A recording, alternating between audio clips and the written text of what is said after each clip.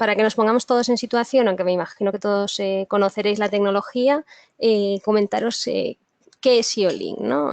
Para que todos nos situemos en el mismo punto de partida. IO-Link es un sistema, como podéis ver, abierto y estandarizado de comunicación, ¿vale? Se trata de comunicar sobre todo dispositivos de campo aguas arriba con los sistemas de automatización, ¿vale? No se trata de un bus de campo ni se trata de la comunicación convencional, sino sería un tipo de comunicación que está a caballo entre una y otra, ¿vale? ¿Esto qué nos ofrece? Pues muchas ventajas en el armario eléctrico, pues como veremos durante la presentación, hay un ahorro significativo del cableado y en nuestro caso tenemos los sistemas IO-Link totalmente integrados en lo que conocemos como concepto TIA en Siemens, que es el Total Integrated Automation, ¿vale? Por entrar así en las generalidades, o sea, en las cosas principales de IO-Link, las características principales, es un cable único de 3 hilos, sin apantallar. Importante que sepamos que la comunicación de datos es bidireccional, es tanto de los sensores actuadores hacia el PLC como la inversa. Nos permite tener un diagnóstico integrado hasta el nivel de campo y bueno, es un cable de conexión punto a punto, ¿vale? Y en principio, bueno, yo creo que con esto todo nos situamos. Bien, como sabéis, esta tecnología ha experimentado un crecimiento muy rápido en los últimos 2 años. Tal es así que más de 150 compañías ya se han sumado a fabricar este tipo de dispositivos. A nivel organizativo, está posicionado como una organización más dentro de la organización de usuarios Profinet Profibus, ¿vale? Alrededor de esta tecnología, que es un poco, está desarrollada un poco después que otras, pues se están celebrando muchas ferias, convenciones, eventos, donde todos los fabricantes participan e intentan aportar su parte, ¿no? Y como veníamos diciendo, es una tecnología independiente del bus de campo. Vale, ¿por qué pensamos que tantos fabricantes se están uniendo o nos estamos uniendo a fabricar este tipo de dispositivos? Porque si vemos cifras, el crecimiento de los dispositivos IO-Link instalados en los últimos años ha crecido prácticamente de forma exponencial. Tal es así que, como podemos ver en las gráficas, desde 2010 a 2017 estamos hablando de 500.000 de dispositivos instalados en 2010 a más de 6 prácticamente superados en 2017. ¿Por qué? Porque es un tipo de comunicación flexible que nos ofrece ventajas y características que no tenemos en otras, porque tenemos más de 4.000 dispositivos IO-Link disponibles en el mercado gracias a todos los fabricantes que lo tienen incluido en sus productos y tenemos más de muchísimos módulos maestro para más de, si no me equivoco, 25... Perdón, tenemos muchísimos módulos maestro para diferentes buses de campo, ¿vale? Así como un amplio rango de sensores para incluir en tecnologías diferentes. Vale, lo que vemos abajo a la derecha es la matriz de competencias, en este caso de Siemens, que tenéis disponible de todos los fabricantes en la página, digamos, universal o mundial de IO-Link, que es en iolink.com. Tenemos la matriz de competencia de todos los fabricantes donde podemos ver qué tipo de dispositivo y con qué tipo de dispositivo integra la tecnología IO-Link cada fabricante. Aquí vemos el de Siemens, que bueno, ahí podemos, no se ve muy bien, pero podemos averiguar que hay Profibus, Profinet y otro tipo de dispositivos. ¿Vale? ¿Por qué, si existen otro tipo de tecnologías, surge la tecnología IO-Link? Bien, lo fundamental es que los sistemas de comunicación al uso que conocemos de los sistemas estándar de automatización no llegan hasta el nivel de actuador y sensor. Y entonces se viene generando una necesidad de tener datos de campo, de lo que está pasando en campo, ¿vale? Si vemos un poco la animación, digamos que la comunicación de los buses de campo solo llegan hasta nivel de PLC o de periferia, etcétera, pero no llegan hasta lo que es los sensores y los actuadores, ¿vale? Entonces, ¿qué nos ofrece IO-Link en este sentido? Pues de estas cosas destacaría que nos ofrece, por supuesto, comunicación con los niveles de campo inferiores, es independiente del bus de campo, pero sin embargo tiene una integración perfecta en los buses existentes, ¿no? en las instalaciones. Hay un portfolio de producto amplísimo, puesto que hemos visto que más de 150 fabricantes tienen dispositivos IO-Link. Reducimos el tipo de señal y con el mismo tipo de cableado podemos hacer transferencia digital de datos analógicos y binarios. Y bueno, y como veremos a lo largo de la presentación también tendremos una reducción muy fuerte del esfuerzo en cableado, del cableado en sí, del espacio en armario, etcétera, ¿vale? Entonces, de esta manera, con IO-Link se cierra lo que digamos, lo que llamaríamos el gap de comunicaciones que existente en los sistemas de automatización tradicionales.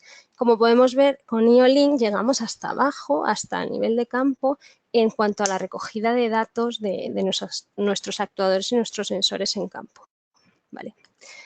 De forma general y sin hacer mucho hincapié, vemos en esta transparencia que IO-Link es una vía rápida de comunicación entre el nivel de campo y el nivel de control y lo que nos aporta son datos e información de diagnóstico, alarmas, eventos, información que nos es muy válida luego para hacer mantenimiento, tanto predictivo como preventivo, valores, etcétera, ¿vale? Bien, a nivel de comunicación, deciros que la comunicación IO-Link permite la transferencia de datos tanto cíclicos como acíclicos y que hay 4 tipos de datos básicos que se transmiten en IO-Link. Unos son los datos de proceso, otros el estado de valor, datos de dispositivo y eventos. Empezando por el primero, comentaros que los datos de proceso se transmiten de forma cíclica en un telegrama de datos y este telegrama viene determinado por el dispositivo. Por cada dispositivo es posible transferir datos de 0 a 32 bytes, de entrada o de salida, dependiendo del caso, ¿no? Y por último, que la anchura, la coherencia de la transmisión no está definida de forma fija y depende en gran parte del maestro, ¿vale? Luego, los estados de valor. Comentaros que por defecto este tipo de datos suele estar desactivado en los dispositivos IO-Link, ¿vale? Pero lo podemos configurar porque cada puerto posee un estado de valor, un port qualifier que se llama, y la información que nos aporta el estado de valor es si los datos de proceso son válidos o no son válidos, o sea, es decir, si se está transmitiendo bien o no, y el estado de valor es un tipo de información que se transmite de forma cíclica. Datos de dispositivo, bueno, pues esto pueden ser parámetros, datos de identificación, información de diagnóstico, como veis ahí, y sin entretenerme más, pues los eventos, ¿no? Que yo creo que es lo que más conocemos todos. Pueden ser mensajes de error, como por ejemplo que está ocurriendo un cortocircuito, una alarma, datos de mantenimiento, etcétera. Los dispositivos de mensaje de error transmiten desde el dispositivo a la CPU o al HMI o también se transmiten a través del maestro IO-Link. Como os decía, el maestro IO-Link también puede transmitir eventos y estados, ¿vale? Que pueden ser, pues no sé, una rotura de hilo, sobrecarga, etcétera, ¿vale? Y por último, en la parte técnica, deciros que los puertos IO-Link tienen varios modos de operación. Pueden operar en modo IO-Link, en modo estándar o en modo IO-Link pero con timestamp, ¿vale? El primero, pues es que el puerto funciona como una comunicación IO-Link normal, por así decirlo, al uso, ¿no?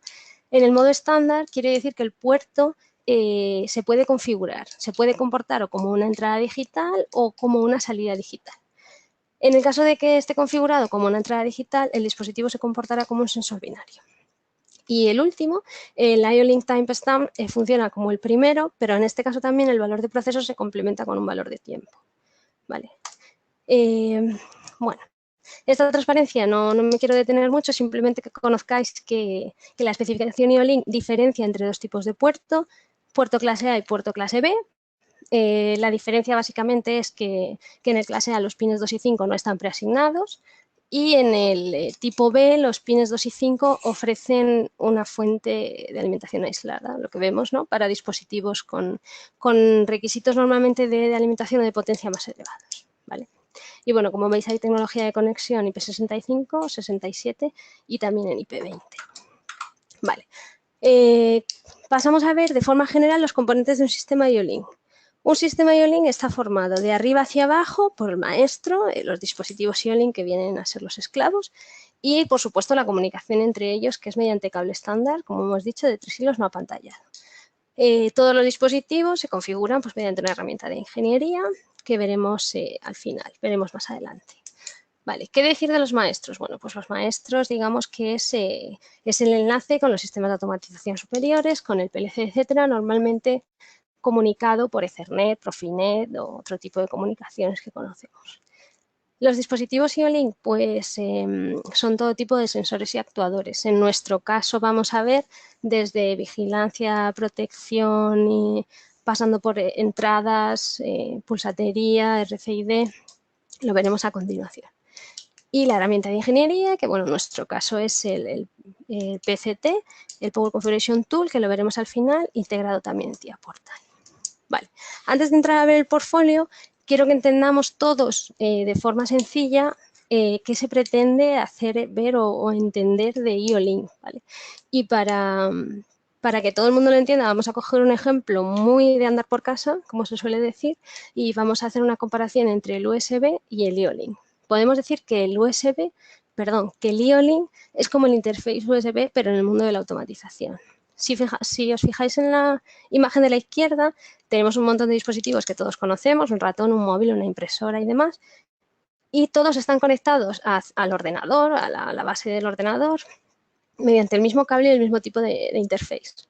Y con IO-Link en la parte derecha podéis ver, pues mira, hay balizas, RFID, hay un relé, pulsatería, y todos ellos se conectan también mediante el mismo tipo de cable, que será IO-Link, ¿vale? En lo que se refiere a identificación y parametrización, ¿qué pasa con el USB? Pues que no tenemos, digamos, cuando conectas un nuevo dispositivo USB a un PC, no tiene parametrizado ese dispositivo, pero sin embargo lo hace de forma automática. Te sale un pop-up y te dice, instalando el controlador del dispositivo. No lo tenía, pero sin embargo a partir de ese momento lo reconoce. ¿Vale? Con IO-Link pasa algo muy parecido, es que en el momento de conectarlo, digamos que se parametriza porque toda la información la tenemos en el maestro o en las tarjetas, pero funciona de forma muy similar. Y luego, por último, en cuanto a la información que nos da de campo IO-Link, pasa exactamente igual con el USB. En principio nadie piensa, ¿un USB tiene diagnóstico? Bueno, no, pero sí. O sea, si tú de repente te has quedado sin niveles de tinta en la impresora, te avisa. Niveles de tinta bajos en la impresora, o no hay papel, papel atascado, como vemos ahí, etcétera. Con IO-Link pasa algo parecido o exactamente igual. Es un dispositivo que está en campo y está recogiendo información y te avisa, oye, esto se está calentando más de la cuenta. Aquí has alcanzado una sobrecorriente, ¿vale?